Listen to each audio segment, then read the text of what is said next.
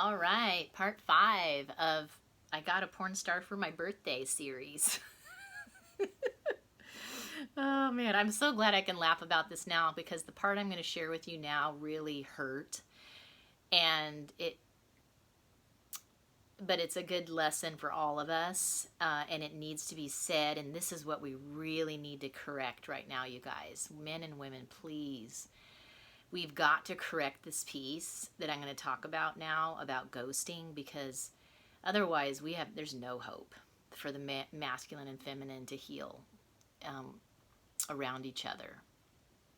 So this is a communication issue, which is why, as a Tantra pro, I have included relationship skills and communication skills as part of my practice and my coaching, because it's such a key thing. And I found that when I'm coaching couples, it's usually the communication piece that's missing, and they go round and round and round because they don't have any skills around how to get to the other side of an issue. So they keep triggering each other, and then it gets nowhere. So NVC, that's where it comes in handy, nonviolent communication, otherwise known now as compassionate communication or conscious communication skills. It's a certain way of speaking using I statements that gets to the point and doesn't make the other person wrong. You're taking responsibility for your choices, but you're just saying what you need. It's basically sharing your needs and your feelings so that they know, and then you guys can make your decisions from there. So this is where my experience went downhill. So I was totally lit up after the first night when we just made out in his truck. It was really awesome. Like, I had more chemistry with him, I think, than I've ever had with anybody, which was really nice to feel and to kind of remember, oh, this is how good this can get. I rarely meet a man who's energetically strong enough to match me. Only one so far, and he was the second. And he doesn't even live here, so it's, he's on the mainland, and I'm in Maui. So, yeah, as an alpha female who's conscious alpha, I need a conscious alpha male to truly match me. And I guess his unconsciousness kind of came through. So what happened is then he ghosted me the next day. He was supposed to meet me at the beach, and he said he would later, and then he never did, and he never texted or anything. And so, I gave it 24 hours, and then I texted him and just said, hey, just so you know, it really felt like a slap in the face when you no-showed, especially after the fact that I, had just given myself to him sexually. So I'm imagining that men know this isn't cool, but it's really not cool after a woman has given her most precious gift to you. So this is my suggestion, because I noticed that when I had the dating experiment over last summer for 4 months, when I kind of wanted to see what was going on in the modern dating scene and was a bit shocked, the ghosting factor was the biggest, probably one of the biggest things that was shocking to me that's happening. And it's so disrespectful. It's such a lack of communication, and it reinforces issues around abandonment and betrayal. And then it's like, on a cultural, sociological level,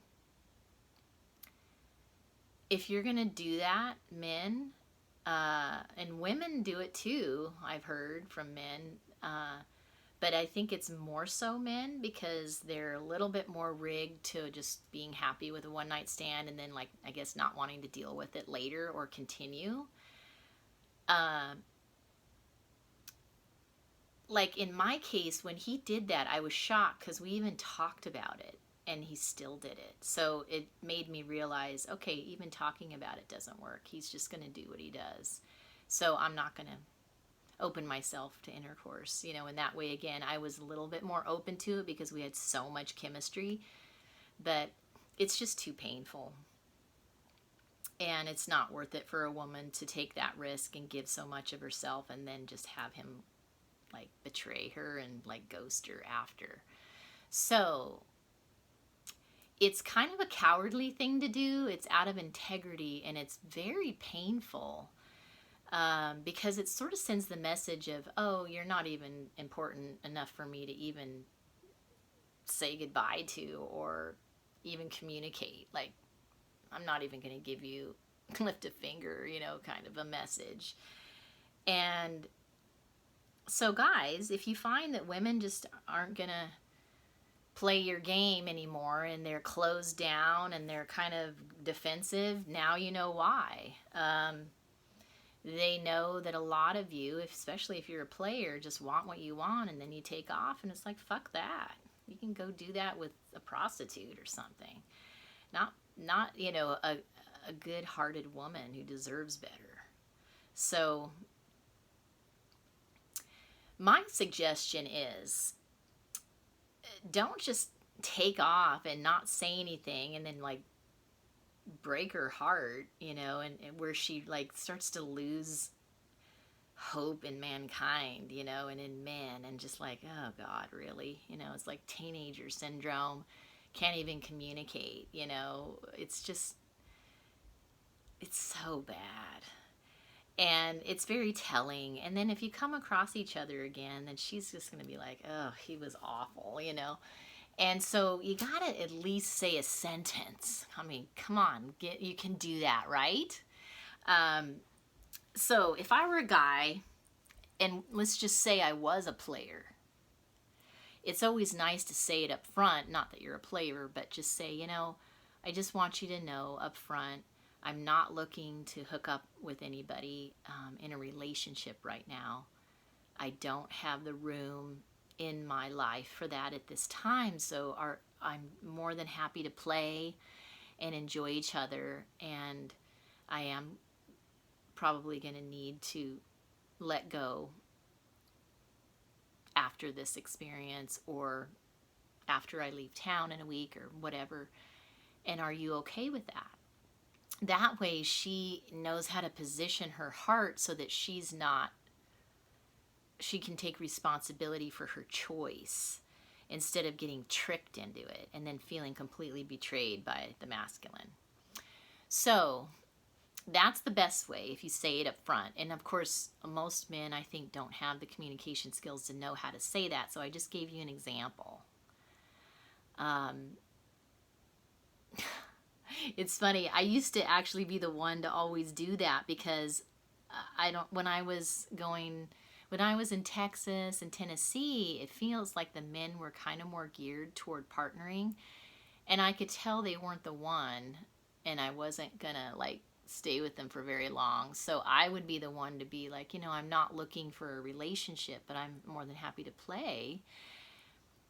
And because otherwise they get really attached. It seems like they want me to be their girlfriend and all this stuff, and I just wanted to say it up front. That's best, because then you are being honest and they can make their decision, and they might say something like, oh, okay, well, I'm willing to play too, just maybe not intercourse, or, oh, okay, thanks for telling me that, because, now I kind of know what to expect, that kind of thing. So if for some reason you missed saying it up front or whatever, and you need to say it at the end, then, and let's just pretend if I'm going to be the one saying this, say I'm a guy, and even say I am a player, then I would at least would have said this to me. Hey, Sheea, I had an amazing time. Thank you so much for sharing your body and your yum with me. I feel like I need to let go at this point because I'm not in a position to continue, and I don't want to go into all the reasons why.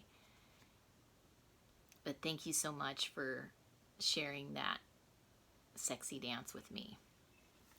That's one example. So what's in that? Now that's more than one sentence, so you can break it down into one sentence, and at least that's better than nothing. Because when you hear nothing back, you're just like, you just feel abandoned and betrayed. that was kind of more of a conscious version of it, which is better. But you'll notice in that explanation there was appreciation, because she did, and I know you guys maybe don't understand this because you're just thinking you got another notch in your belt, whereas she's feeling like she just got taken from. And she just gave you one of her greatest gifts. She took a risk on you, which deserves reward. She took a chance on you. And if you're just going to be an asshole and disappear, then she just goes, yep, he was another asshole. I don't think these guys deserve to have this anymore. So you need to say, well, appreciate her for what you did share, because that goes a long way. If she knows that you at least appreciated the experience, and you compliment her on the fact that she was willing to open up to you and give you that experience, which otherwise you wouldn't have had. It's just being a gentleman to thank her and appreciate her for what she did do. And then the second piece is just that I'm not, if you want to just keep it simple, just I'm not able to continue seeing you, and I don't want to go into all the reasons why, but I need to say goodbye at this point. Don't take it personally. I'm just not able to take on a relationship right now. And of course, it's better to say this up front, but if you have to, say it at the end, and at least you gave her the respect of letting her know where you're at and why you're leaving. And if he had at least done that, I can live with it, because then I feel like, oh, he really enjoyed that experience too. And I can come away feeling like, oh, I think I might want to do that again, and I'll take a chance on another guy. And, but otherwise it just leaves a really bad taste in our mouths, and it makes us feel like you're just not trustworthy in general, men, and that you'll just do anything to get into bed with us. And it just, the whole thing falls apart. And then there's all this wounding around women, and then you wonder why women are defensive and standoffish and all that. It's because this has happened to us over and over and over. And I have one male friend that said that men are sort of taught culturally to lie. Sometimes you guys just are yes men, and you're not really telling the truth or being transparent. And we're at the end of that cycle.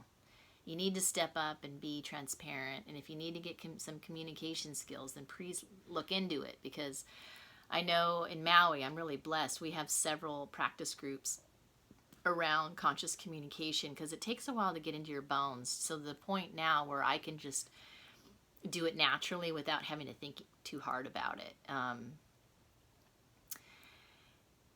And so, for instance, if I were to give you an example of a traditional NVC response in this same topic of what do you say at the end when, instead of ghosting, you're going to be more conscious, it would look like this. I'm feeling sad because I have a need to return back to my real life, and I'm hoping that's okay with you, because I can't continue. So the way that's set up is it states your feeling first, and then your need, and then it's kind of like a request, I hope that's okay with you. That's the traditional NVC protocol for speaking, because you're taking responsibility. You're not making it about the other person. You're just stating what's true for you. And so that's another example of how something can be worded. And so anyway, we've got to move past this. It's because it's almost like ghosting became worse over time instead of better. And we need to get better at our communication skills, not worse. Now, what's nice about focusing on communication, if you're willing to put in the time and actually do your personal work around this, is that all your relationships improve. And so that's what motivated me to actually seek out the NBC. It's actually a movement. I'm going to call it a worldwide movement. It's like super big in Asia because they tend to be lacking in their ability to be transparent and communicative in that culture. And, you know, we have all these hubs everywhere, you know, worldwide that do trainings and annual meetings. And then there's these practice groups that are online on Zoom. And I can connect you with those here on Maui too, by the way, because it's Zoom, so you can participate. And I was really motivated because I knew all my relationships would improve. So whether it's with your parents or your kids or with, you know, obviously your partner, but in your employees, your boss, you know, your friends, everybody benefits. And I've also learned that, you know, it takes two to tango. So no matter how good my communication skills are, sometimes theirs are just not, and it kind of falls apart because of them. But I found that when I have my voice and my ability to communicate, it just goes so much smoother and better, and it makes life so much easier, because I remember when I didn't have that and I would just be tongue-tied, and I, you know, it's like I only knew how to say things directly, like, God, that was awful, you know, but I wouldn't say it because I didn't want him to feel bad, but I felt awful from what he had done, and I was like, geez, really? Is that how you are with a woman? You have no clue. But I wouldn't say that because I didn't want to emasculate him, but, you know, I needed to be able, now I know how to prevent it from happening that way, and of course I didn't. I chose to observe him instead, but I do know how to prevent that from happening now. And if he's like, you know, is not going to be cooperative, then I know he's not the right match, period. So anyway, I hope that was helpful. Let me know what you think. Feel free to share your experiences or what your takeaway was. I love hearing about what your takeaway was that you liked the best and what helps you.